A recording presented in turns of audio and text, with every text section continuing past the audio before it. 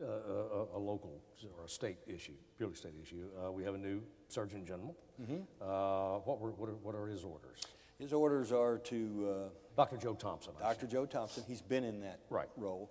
It was a de facto Surgeon General, and with the reorganization of the Health Department and Human Services, we went ahead and called him what he already was, which was Surgeon General. That's designed to be the key spokesperson that leads the development of healthcare policy or health policy for the state of Arkansas, and he will continue to do that, explore innovative ideas and initiatives. You know, one of the things that we're pushing right now is the new health insurance program for small businesses, Our Health Net, that's designed to attack that problem of the uninsured in small businesses, specifically for those people in the age range from 19 to 64.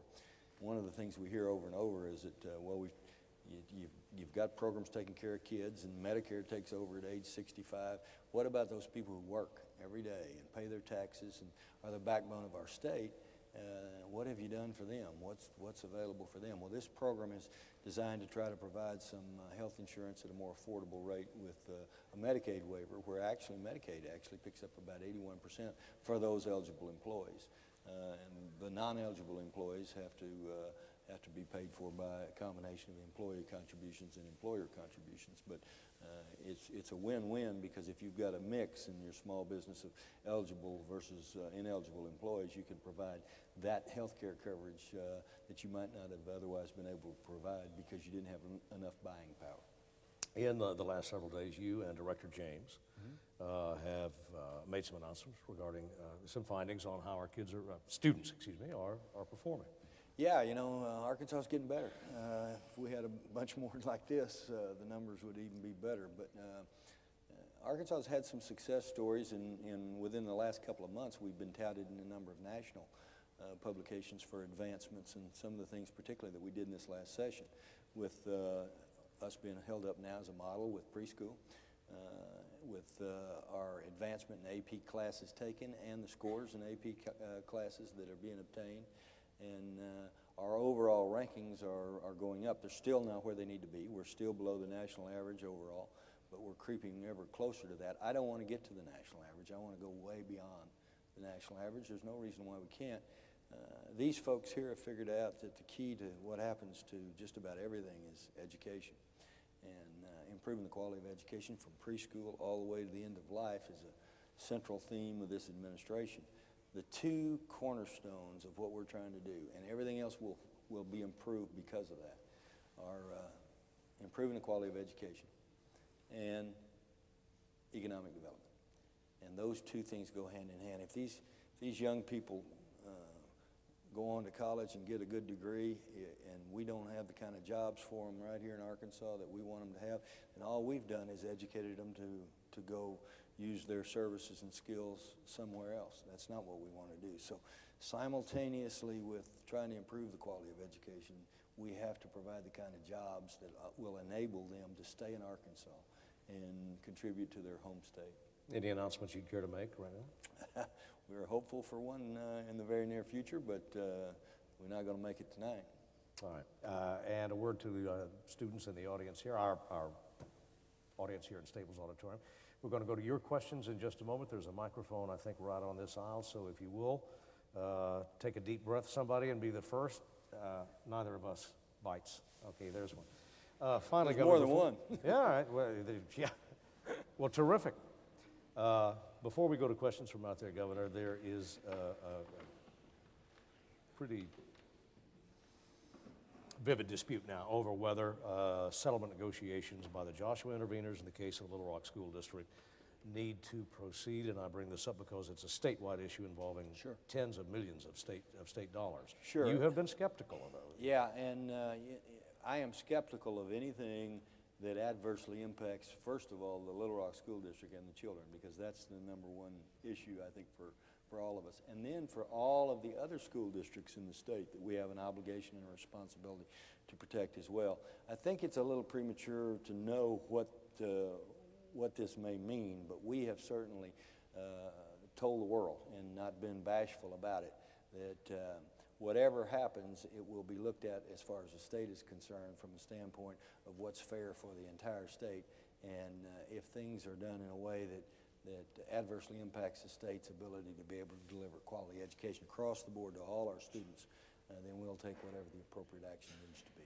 Well, what would that be? I mean, Well, again, it's too you've been early. pretty skeptical. It's I mean, too early to speculate on what that would be, but you've certainly looked askance at that's right. We you know, and really what brought all this on is they're talking about mediating something that apparently has already been decided in the trial court, and that the appellate court time for even the appeal is apparently run in terms of filing the papers.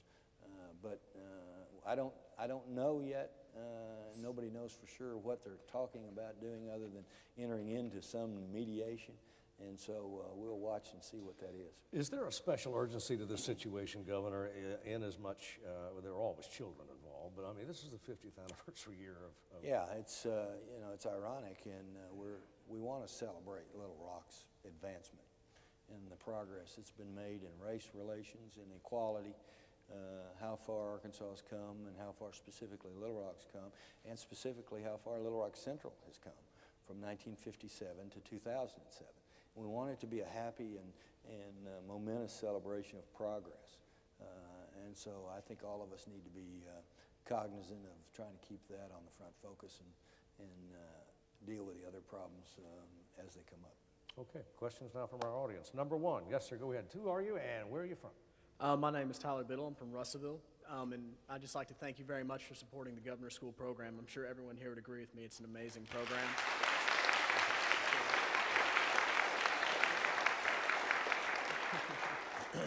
It's given me an opportunity to learn things I was not able to learn at high school, such as economics. In our economics class, we were discussing larger corporations coming in and butting out smaller corporations. Right.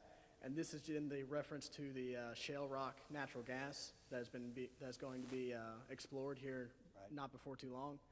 And my question is, will Arkansas-based natural gas companies such as Hannah Oil and Company, will they get preference over larger out-of-state based companies like XTO Energy, which is based in Fort Worth, Texas, being that part of your strategy is to develop the growth potential of in-state companies? Well, with regard to the Fayetteville shale play, that's primarily being accomplished by a series of companies that are experts in the field, and unfortunately none of those were based in Arkansas to begin with. Now that's the bad news. The good news is that well over 60% of their hirings right now are Arkansans. And not only are they hiring an extraordinary number of Arkansans, some of the folks that are coming in from out of state, and I just visited one that works for Southwest Energy last Friday. He was from Texas, and he was in his late 40s. He was an executive. In fact, he's running a large portion of what they're doing. He told me he's never leaving Arkansas. He's now an Arkansan, and he's going to stay an Arkansan. He thinks that his job with this company will be at least 20 or 30 years, well past his retirement, and he wants to stay in Arkansas. So we want to do both. We want to be able to grow our own Arkansas companies that already exist and already have an investment here. But we also would like to import other folks to be able to come and live in our state and help our state grow. So on the Fayetteville shale play, there's not any preferences. Anybody is a player that wants to be a player. It's the private enterprise system. But because of the expertise in this whole new process of fracturing the shale to get the gas out, it by its very nature involved companies that were usually working in Texas or Oklahoma or Alaska for that matter, or the North Sea, because we hadn't had any of that done in Arkansas before. Okay. All right. Thank you very much. Thanks sir. for your comments on the Governor's School.